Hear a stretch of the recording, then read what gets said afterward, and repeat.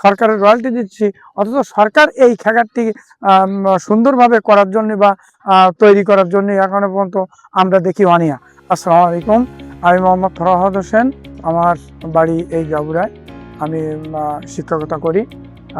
Gabura union এবং বুড়িগল্লি union, এই দুই ইউনিয়ন পারাপারের জন্য যে সেতু বন্ধনটি, এটা হচ্ছে নীলডুমুর খেয়াঘাট বলি। আমাদের এপারে ডুমুরিয়া খেয়াঘাট নামে পরিচিত, বুড়িগল্লির পরে নীলডুমুর খেয়াঘাট নামে পরিচিত।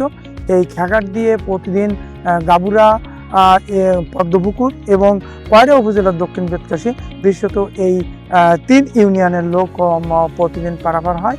এই প্রতিদিন পারাপারের ক্ষেত্রে এখানে দেখা যাচ্ছে যে শিক্ষা, স্বাস্থ্য, অর্থনীতি, এই বিভিন্ন দিকগুলো কভার করতে হয়। শিক্ষা ব্যবস্থা যদি বলতে যাই, বুড়িগল্লি 4টা প্রতিষ্ঠানে শিক্ষার্থীরা গাবুরা ইউনিয়ন থেকে পার হয়। বুড়িগল্লি রাইফেলস ব্যাটালিয়নের সরকারি প্রাথমিক বিদ্যালয়, বুড়িগল্লি হাই স্কুল এবং বিজি কলেজ, বুড়িগল্লি গাবুরা কলেজ, গাতিনাখালী মাদ্রাসা, এই 4টা প্রতিষ্ঠানে গাবুরা থেকে প্রতিদিন শিক্ষার্থীরা পার হয়। আর দ্বিতীয়ত হচ্ছে স্বাস্থ্যসেবা। গাবুরা ইউনিয়ন, এই 3 ইউনিয়নের মানুষেরা বিশেষ করে বৃদ্ধ, শিশু এবং নারী, এই 3 শ্রেণীর লোক খেয়াঘাট দিয়ে পার হতে দিয়ে উঠতে দিয়ে নীলডুমুর খেয়াঘাট দিয়ে উঠতে দিয়ে অনেক ভোগান্তির শিকার হয়।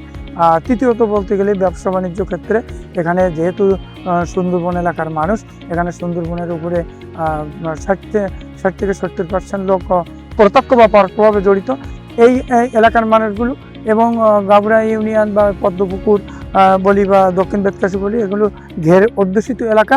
এখান থেকে প্রতিদিন মাছ, সাদা মাছ, চিংড়ি মাছ এবং কাঁকড়া, জঙ্গল থেকে যে মাছগুলো আসে, এগুলো নীলডুমুর পার হয়ে মুন্সিগঞ্জ কাটা, মহেন্দ্র কাটা বা সোনারমোল কাটা, এই 3 কাটায় যায়। যেহেতু প্রতিদিন এই যে লোকগুলো বললাম, এই শিক্ষার্থী, চিকিৎসা ক্ষেত্রে যারা যাচ্ছে এবং যারা ব্যবসার খাতিরে যাচ্ছে, ওখান থেকেও বাগদার পোনা নিয়ে এপারে আসতেছে, এই যে মানুষগুলো যাচ্ছে। চতুর্থ হচ্ছে যারা ট্যুরিস্ট হিসেবে বিভিন্ন স্থান থেকে নীলডুমুর খেয়াঘাটা থেকে, ফরেস্ট অফিস থেকে রয়্যালটি নিয়ে তারা জঙ্গলের ভিতরে যায়। কোলাগাছিয়া ইকো ট্যুরিজম ওখানে আছে, ওখানে ভ্রমণের জায়গা আছে, সেখানে যায়। এই যে 4-5 শ্রেণীর মানুষের জন্য এই খেয়াঘাট থেকে উঠানামা করতে যেয়ে যে ভোগান্তি, খেয়াঘাটের যে পরিবেশ পরিস্থিতি এবং যে অবকাঠামো, তার থেকে প্রতিদিন এমন কোনো দিন নেই যে শিক্ষার্থী হোক বা চিকিৎসা ক্ষেত্রে যারা যাচ্ছে বা শ্রমজীবী মানুষ বা এই ব্যবসায়ী মানুষ, তারা কেউ না কেউ আঘাতপ্রাপ্ত পড়তেছে না, মোবাইল যাচ্ছে না, দেখা যাচ্ছে ব্যথা লাগতেছে না, এরকম হচ্ছে না, এরকম বলা যায় না। প্রতিদিন এরকম আমরা ঘটনা প্রায় শুনে থাকি। এই জিনিসটা আইলার আগ পর্যন্ত খেয়াঘাটটি যা ছিল মোটামুটি চলার উপযোগী ছিল।